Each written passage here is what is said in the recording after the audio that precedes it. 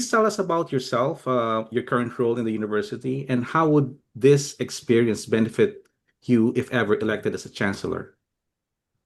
So I'm here in my office at the Institute of Astronomy, and I teach mathematics. And I'm the only candidate who's currently a university teaching officer. So as a teacher and a researcher and mentor, I've worked with generations of students, and I appreciate the extraordinary talent that Cambridge nurtures. But I also understand the problems of the university very well. So the tension between management priorities and academic needs, the decline in secure university jobs, the problems of university funding, and the erosion of collegiate governance. So I know what it means to teach and research and supervise and support students and staff in the university, and I know some things can work better. Okay, yeah, that's a very good introduction. So you mentioned a lot about these issues. I mean, you've seen being in university for a few years, and can you expound on some of these issues and what would you like to prioritize if ever elected? So Um, there are difficulties with the culture of the university, and I know this is one of the interests of the Cambridge University Social Impact and Sustainability Society. Um, and so I've looked at it more through the perspective of bullying and harassment.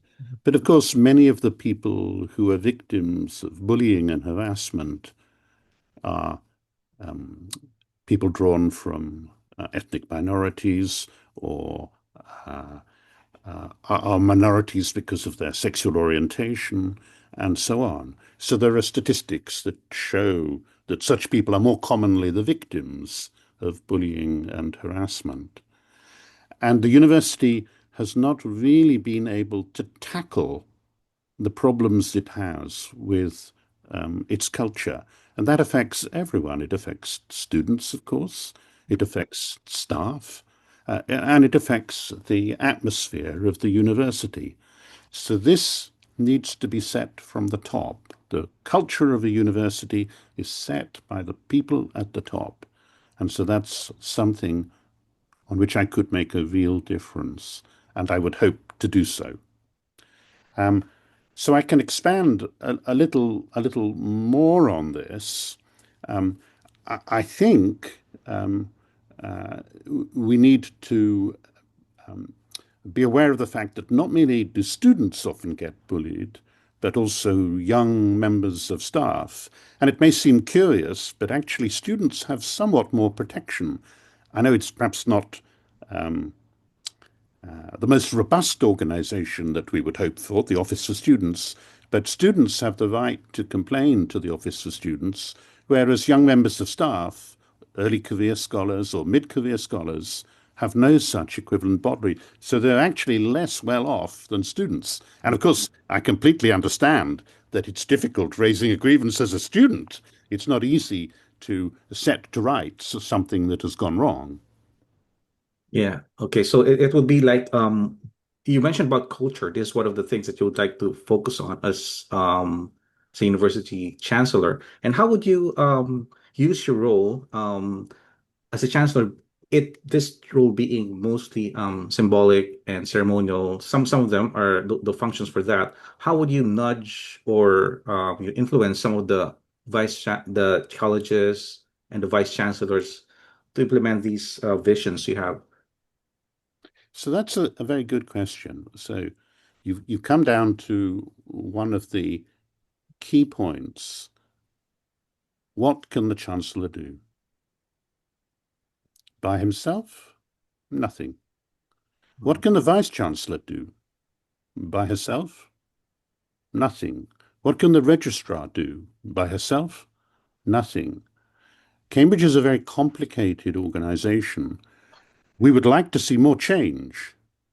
In Cambridge, there are staff who would like to see more change, and I'm sure the members of your society would like to see more change in Cambridge University. But that's a slow process, and it has to be done by building alliances and networks. Let me give an example. Let's look at a change that occurred over my lifetime and certainly part of your lifetime. As recently as 1988, there was Section 28, which prohibited the teaching of homosexuality in schools.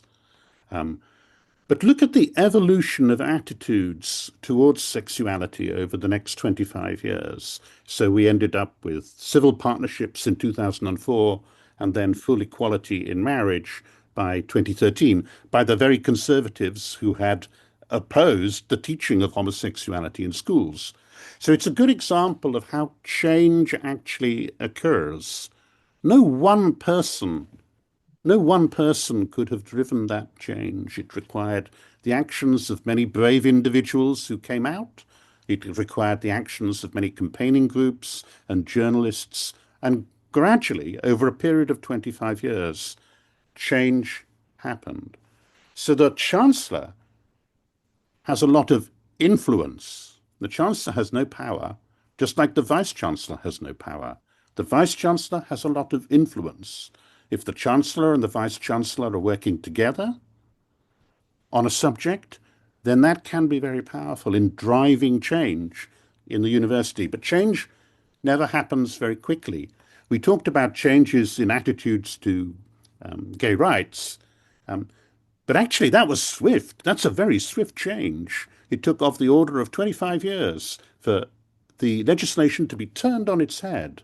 And when you look at social change, normally it takes much, much longer, and normally it's a much more gradual process. So I've given a rather lengthy answer. I think the Chancellor has no power, Mhm. but a lot of influence. Yeah. Okay. Yeah, that's very well said. Yeah. So you also mentioned about Satya Nadella and Steve Jobs. You mentioned you created a similarity between the University of Cambridge and Microsoft and Apple. And I think this you're alluding to Cambridge having this brand that we have that we can leverage in raising funds. Um, what do you think is the current brand of Cambridge, and do you think how would you improve it, or do you think it needs improvement? So that's a very good question. I did indeed mention Steve Jobs, who rescued Apple, for example, and I suggested that Cambridge was going through a somewhat similar difficult phase. So, as you've pointed out, Cambridge has an astonishingly powerful global brand, just like Apple is now an astonishingly powerful global brand. But there was a period when Apple lost its way, and Steve Jobs commented on this. He said, you know, they lost interest in the engineers. They were putting money into sales and marketing, but it was the engineers who were key to Apple's success. They're the ones who come up with the technological improvements that drive that company. So let's now look at that from the point of view of Cambridge. Why does Cambridge have a global brand? It's because of its research and its teaching, its enormous history of advance in fields of science and humanities. So the university needs to invest in more teaching and research positions because that is how the brand is maintained and grown. Whereas over the last years, what has happened, it's a bit like Apple investing in the marketing, we've tended to hire more managerial and administrative positions. Now, of course, I know administration is needed, but you must never neglect what is bringing in the money. People are interested in Cambridge because of the fantastic research that goes on here and the great teaching, and that attracts wonderful students. And so we must continue to invest in our academic staff, and that will enable us to grow and become still more powerful in the future. So I think that's very important. I want to see a focus on hiring more great researchers and great teachers. Over the last decade, the number of jobs has been very flat on the academic side. And of course, I don't know whether you're contemplating careers in academia yourself, but as young scholars, you want to be, you know, entering a career path that is growing. And so if you're thinking and going into academia, you want to feel that there are going to be more jobs and creative opportunities for you. Mm. Okay. That also goes in line with a statement I saw in your, with a sentence I saw in your statement that complained about the excessive use of external consultants. And I quote, the expertise and knowledge present in our own stuff greatly exceeds that of most consultancies. And I think it is hard to disagree with that.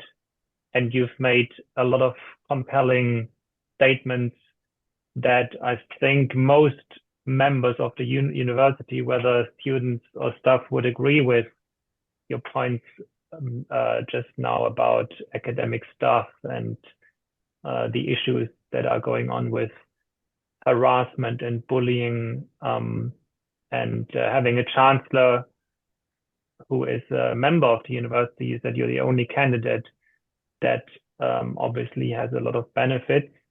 I think your points on social impact are very strong.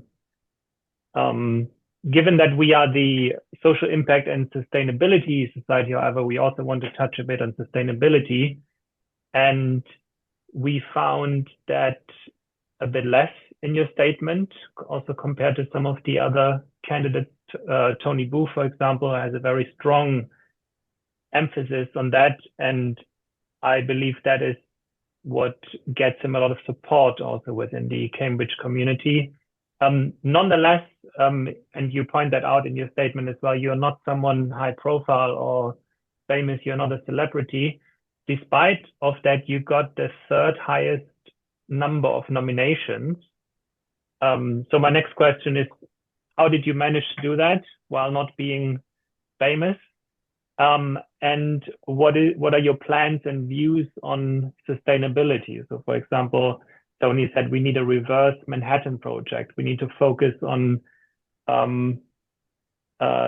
sustainability and nature, not just in Cambridge, but globally, because that is perhaps the most pressing issue for humanity at the moment. What are your views and plans on that? So I know Tony, of course, reasonably well, and we did a number of campaign meetings together because we have a number of shared and common interests. So my statement mentioned climate change. I am, of course, a professional scientist, so I completely understand the gravity of the problem that is facing the world. And of course, this carries with it lots of opportunities for interesting and exciting new research. So, for example, how should houses and architecture be designed so that we are able to achieve net zero emissions? Or when we look at animal husbandry, which is one of the leading causes of emissions, are there different ways in which husbandry can be carried out, which are more beneficial for the planet? So there's lots of opportunities for interesting scientific research, both stimulating to scientists and with enormous social impact. Tony does indeed call it a reverse Manhattan project, and it's the same idea that there are many things that the university could be doing, could be leading with, because it has an enormously strong reputation in science and technology. So I entirely agree that this is something that could be a reverse Manhattan project. The original Manhattan project, of course, led to the invention of a nuclear bomb. And this is a reverse Manhattan project because good will come of it rather than death. Yes, so I would largely agree with what Tony says. I think my focus as Chancellor would be more on internal matters because I think there are internal problems in the university that are preventing the university making the contribution it could be making to social impact and sustainability. So I think it's important that they're fixed. So, for example, suppose you wanted to make a statement on emissions. The very first thing a critic will do is look at the university itself and say, well, how is the university doing on emissions? Has it divested from companies that are causing damage to the planet? Or what are its plans for achieving net zero? So it's very important that we move forward internally in the university so that then we can speak with real moral authority to the wider community.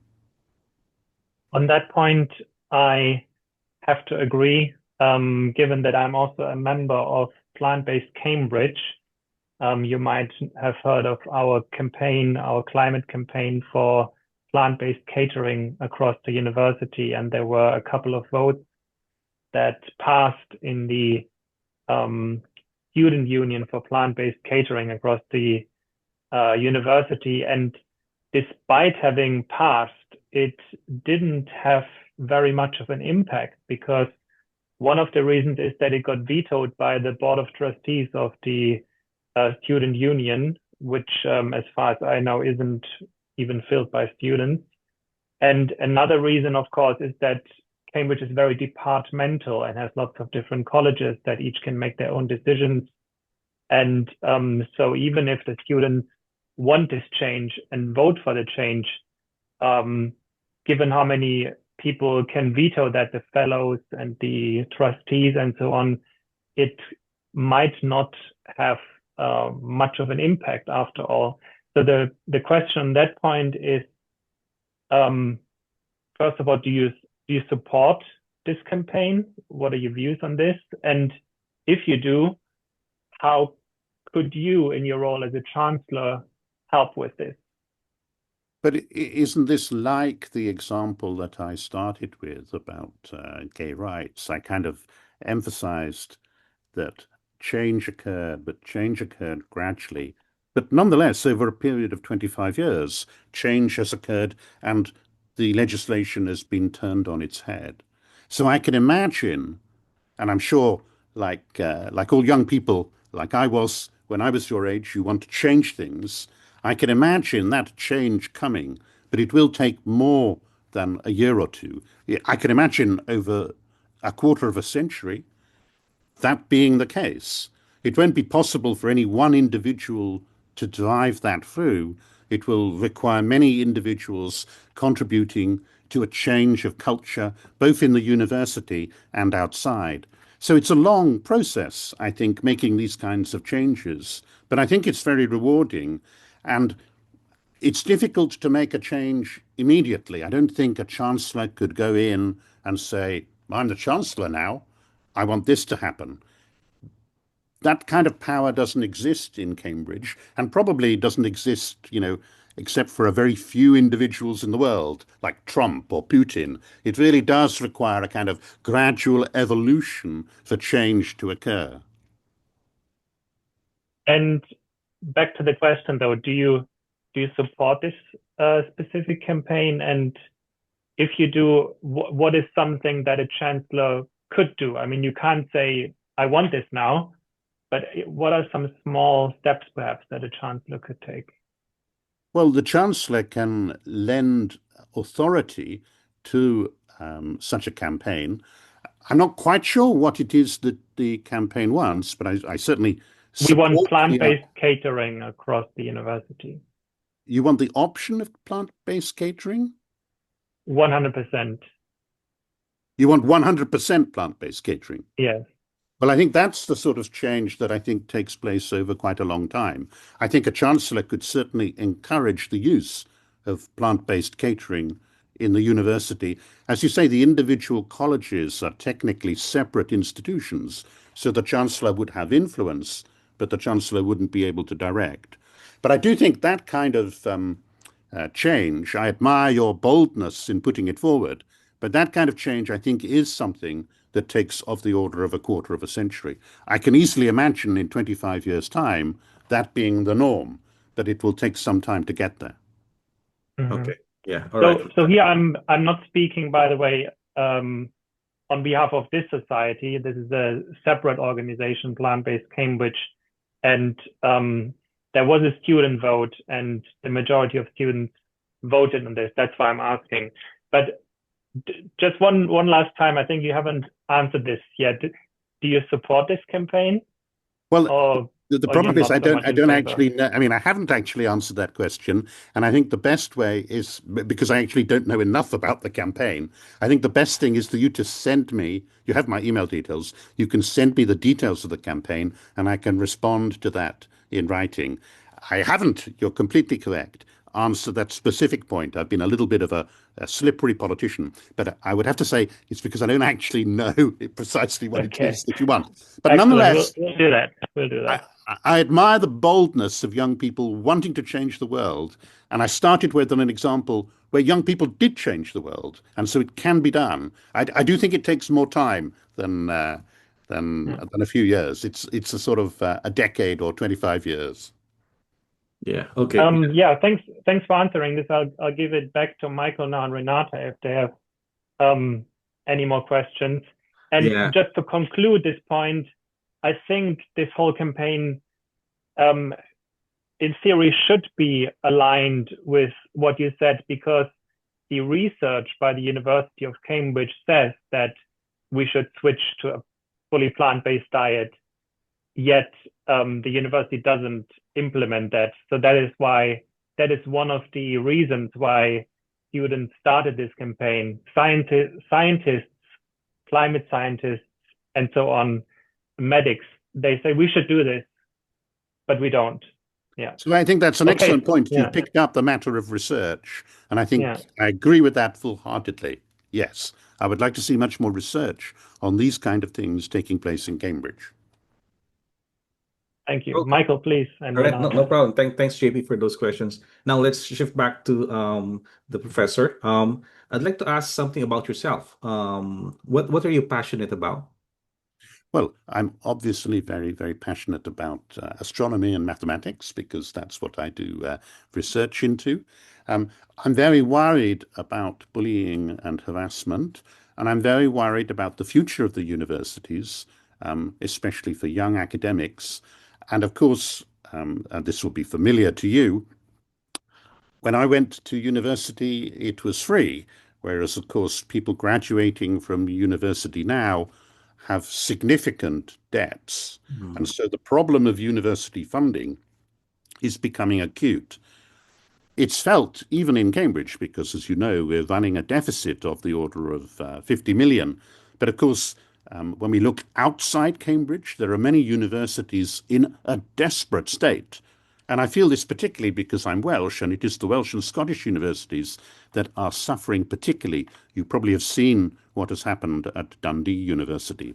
So I'm very worried about the whole of higher education, and I think the Chancellor of Cambridge University can play a role here in standing up not just for Cambridge, but for all the universities in the United Kingdom.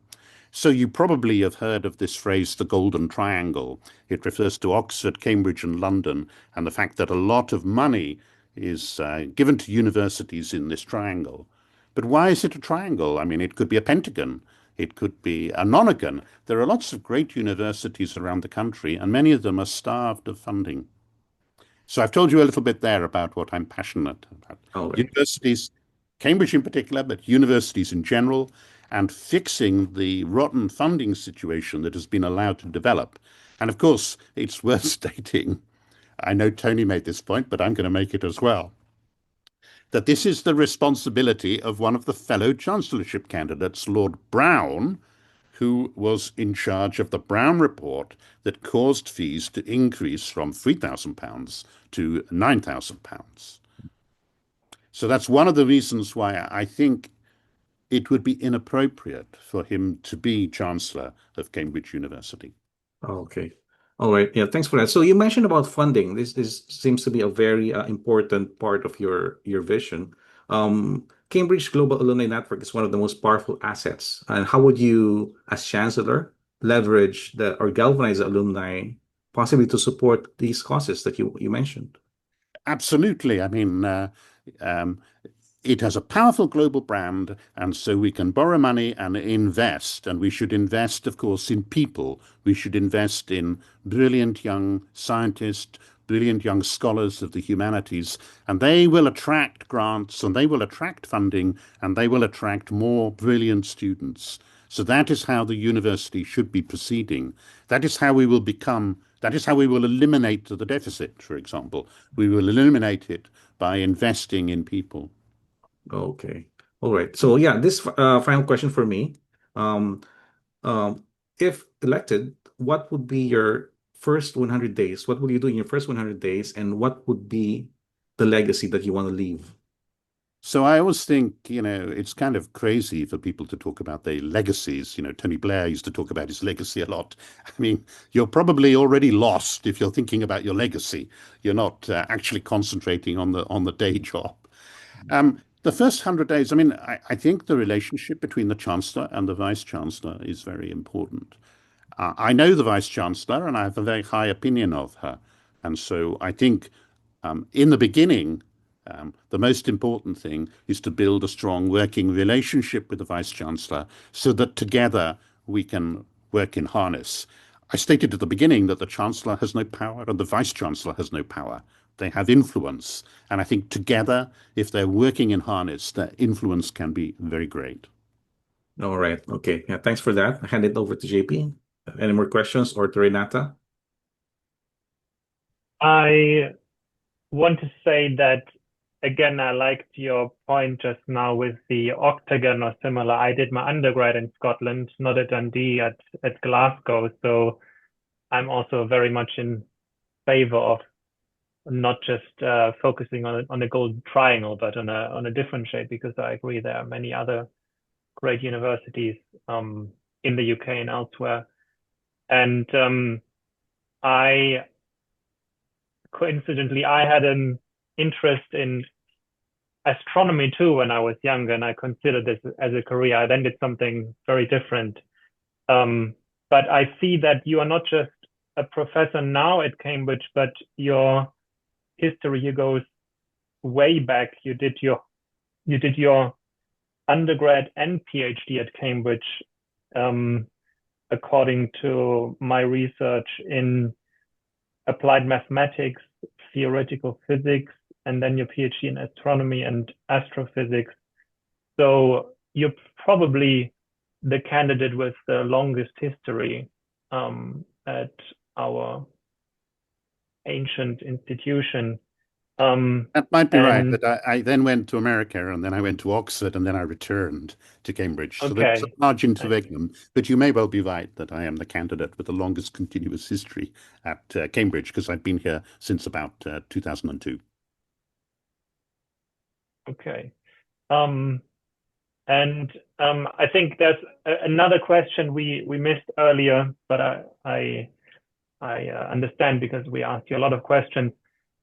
I said that you are not a celebrity, and yet you managed to get the third highest number of nominations. So I was wondering how you managed to do that. So I am reasonably well known in the university, and um, I think to fix the problems of the university, you have to know more about what has gone wrong in universities over the last decade. Um, and I think many people agree with me in universities, and therefore they naturally supported my candidature. I can see a role for a celebrity chancellor, perhaps in different times. I think the problems facing universities in the United Kingdom are now so severe that it really needs someone who can articulate the role of universities for the common good, advancing education, learning, and research of the highest quality, and not bending to the demands of managerialism or market logic. And I think that argument comes best from an academic. It comes best from someone who knows the universities. For that reason, I'm disinclined in this election to support a celebrity candidate. But you've probably seen the wonderful videos that Brian Blessed made for the last chancellorship election. They're still up on YouTube. And he did a wonderful job of explaining the importance of education, even though he wasn't an academic. Um, this time, I think we need an academic.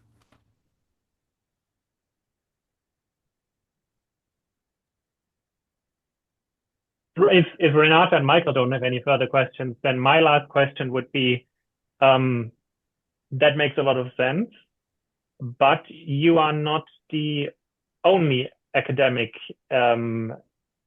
if I have a correct overview of the candidate field, maybe the only current academic, but there are other career academics in the race. So The only other academic. Why you? Why should people choose you? So I think the only other academic is Tony Booth, who used to be a professor at Canterbury, at Christ Church, Canterbury. So he's not as familiar with the internal processes of Cambridge as myself.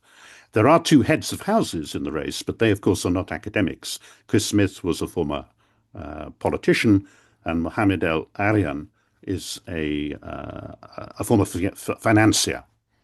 So their expertise is somewhat different. They're not academics. I believe the only two academics are myself and Tony Booth. And I think I'm correct in saying, and I think Tony would agree with me, that I understand Cambridge and its internal structures better than he does. I've got a lot of respect for Tony Booth. Based on our conversation, he might probably agree on the university itself, but he made a very strong statement that Cambridge as a city and all that it entails, and the river and the charities and so on. He said that no one talks to as many people as he does. Oh, I think that's right. He has very much made a name for himself with Friends of the River Cam and so on. And so building bridges between the town and the university is something that Tony could do exceptionally well. I accept that. Well, thanks very much, Wyn, for your time today. A pleasure. It's been great speaking with you about your candidacy for the chancellorship. And if you send me that email, I promise to comment in detail on your campaign. I'll be happy to do that. Okay, that's great.